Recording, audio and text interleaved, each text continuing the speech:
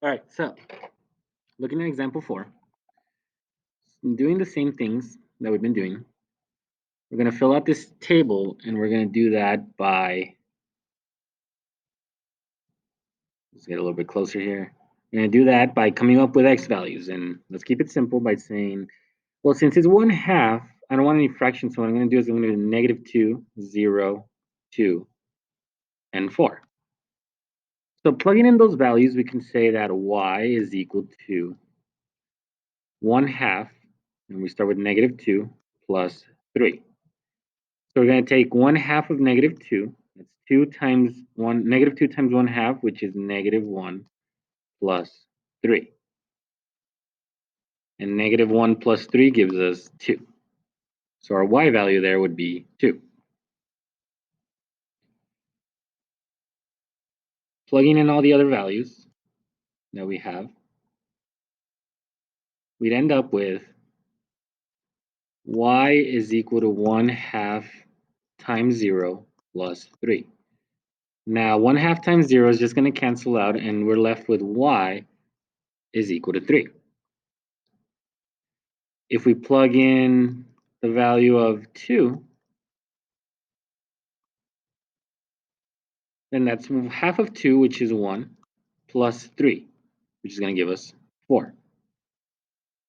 And finally, we got 1/2 of 4 plus 3. So if you take half of 4, that's 2, plus 3, which is 5. Now using those points, we can graph and say -2 and 2, right there, 0 and 3, right there, 2 and 4, right there, and 4 and 5, which is going to be up there. And we're going to have our line. And so moving towards the other side, we have here what we see is x is equal to -2.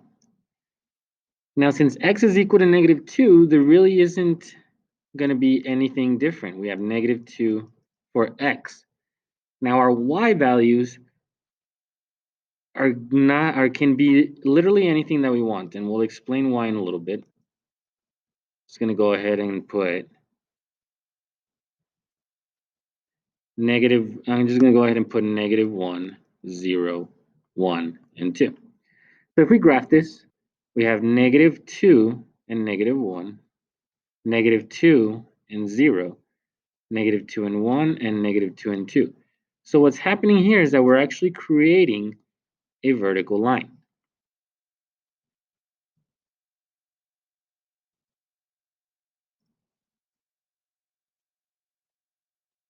And now looking at these last two examples, or this last example right here,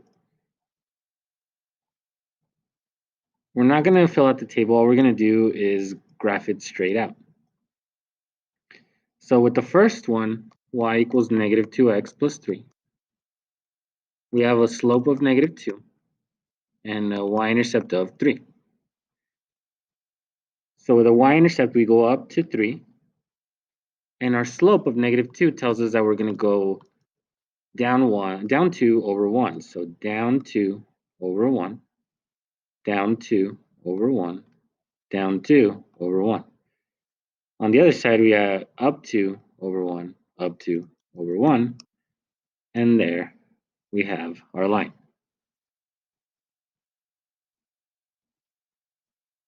Let me just draw this a little bit better.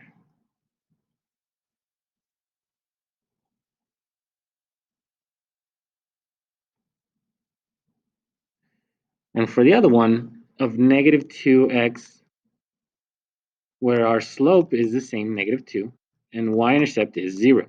So we're going to start off in the middle at 0, and we're going to go down 2 over 1, down 2 over 1, down 2 over 1, up 2 over 1, up 2 over 1.